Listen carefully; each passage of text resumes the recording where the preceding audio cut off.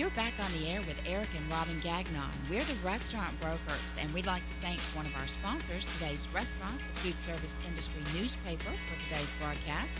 Today's Restaurant is the trade newspaper for the food service industry in Georgia and Florida.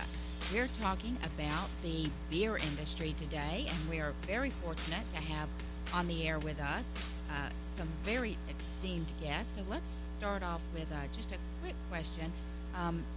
Chris, I want to ask you, a recent article in All About Beer focused on the craft beer industry's fight for protection over the ingredient that's 90% of their product. I don't need to tell you what that is. It's water. Tell us a little bit about that. How does the water supply and water sourcing affect this industry? Yes, water is the core ingredient of beer. And so as brewers go to make a variety of products, they want, obviously, consistency.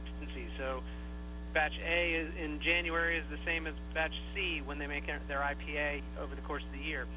And making sure they have consistent water inputs is absolutely paramount to making sure they have the highest quality of their products. So if you have a change in the water supply, where a lot of these local smaller brewers, they don't have labs or extensive filtration systems. They're relying on the water to be good, clean, pure, and if there's concerns about how groundwater is getting contaminated, that is an absolute impact on their business. So Tony, there's stories in the industry about the guys who will ship their New York water down to Florida to make the pizza dough because it influences the taste. Do you hear those rumblings about water as well relative to the beer industry? Well, yeah. I mean, there are times there was a scare there was a water shortage here in Jersey where Anheuser-Busch was going to have to take the water out of the Newark River, and it was kind of a bit of an outcry over that. But there are, it's not like the old days when breweries were really built where the water supply was good. I mean, there are, the technology is much more available now to basically clean water up. But I did read the article in All About Beer, excellent article, and there are some serious concerns about contaminants being in the water, and I think it's an issue that's not just going to concern brewers, but as a resource for the planet itself. Well, let's ask Brandon about that. Brandon, how do you deal with that water consistency and then water availability for your brewery? Well, with us, obviously we do a big filtration system. I could see probably the bigger issue being like a Oscar Blue Sierra Nevada who's brewing on the West Coast and comes to North Carolina. The water quality, I don't even know if quality so much is kind of the hardness of the water. When you're brewing a beer, you have to take your water profile into serious consideration. You have really hard water. You're not going to make a light beer. It's just going to taste kind of off, not the way you want it to. And even when you're brewing like IPAs, which so many people are doing, you get your West Coast IPA. It's high in sulfates. It's great for the hops. Where you come over on this side, it's much softer water on this coast, or at least in this area. And you really have to look at your water profile, make sure that A, there's no contaminants in it, and then B, make sure that all those salts and minerals are exactly the way you want it. Water plays more of a role in beer than just about anything. So then let's... real quick, just follow up, and I'm sure Brandon had to deal with this, for folks that are thinking about breweries and brew pubs, there's also, it's as much as the quality, it's the access to water. What your municipality, what kind of plumbing and piping do they have in the area? Can they even support how much water you're going to need for your system? I can remember actually digging under the main street in Chapel Hill, North Carolina, just to change out a water line because it was way too small to give us enough capacity to brew.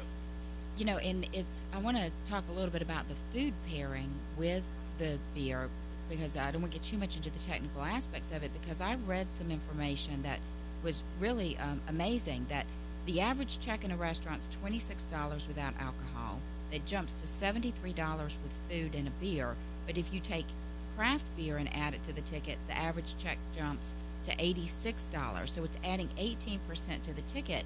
And so my question is, how frequently are we seeing the brew pubs do the pairing of the food with the beer? Because these metrics look like it's incredibly important to profitability. And Tony, do you want to weigh in first? Yeah, well, I think obviously you're going to pay more for a craft beer than for a mainstream beer, but that's a choice that a lot of consumers, are willing to make. And there's a lot of people think that once you have basically experienced full flavored beer, you're not going to go back to a less flavored beer, basically. But what is interesting also, I think, is that we now have a whole generation of drinkers here, beer drinkers, that have really grown up with craft beer as their go-to beer. Over the last 20 years or so, craft beer has been available, and so they've experienced it, and they won't go back to just the generic basic beer. Do you agree with that, Chris? I think that certainly market research on the beer industry would support that. Absolutely. Many folks think that what's going on right now is this variety of flavor that is the category of craft beer. The light lager drinker is moving from one side to the other. As Tony said, the largest generation in the history of the United States is now of drinking age, and they're finding craft beer. And I think I was reading something last night where since 2008, sales of Budweiser are actually down 30%, which for a product that would be that big is it's a massive number. And Wow. what you're finding is those drinkers are shifting. Hey, Brendan, real quick, I know your menu features anything from sausage sandwich, duck confit. How often does your customer just come for a beer, or do you always come for the beer and the food? No, we get quite a bit. Obviously the happy hour drinkers come in, and then the late night. But yeah, we get a very decent amount of just beer drinkers that come into our place.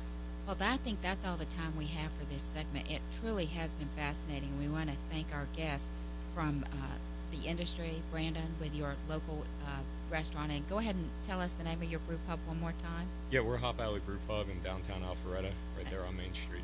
Okay, great. And then we also were very fortunate to be joined by Chris Bryce from All About Beer magazine, and Tony Froder, the editor of Ale Street News. Thank you both. You are listening to The Restaurant Brokers. Remember, you can find us online at WeSellRestaurants.com. Take a moment and like us on Facebook at Facebook.com/WeSellRestaurants. Our Twitter handle is @SellRestaurants.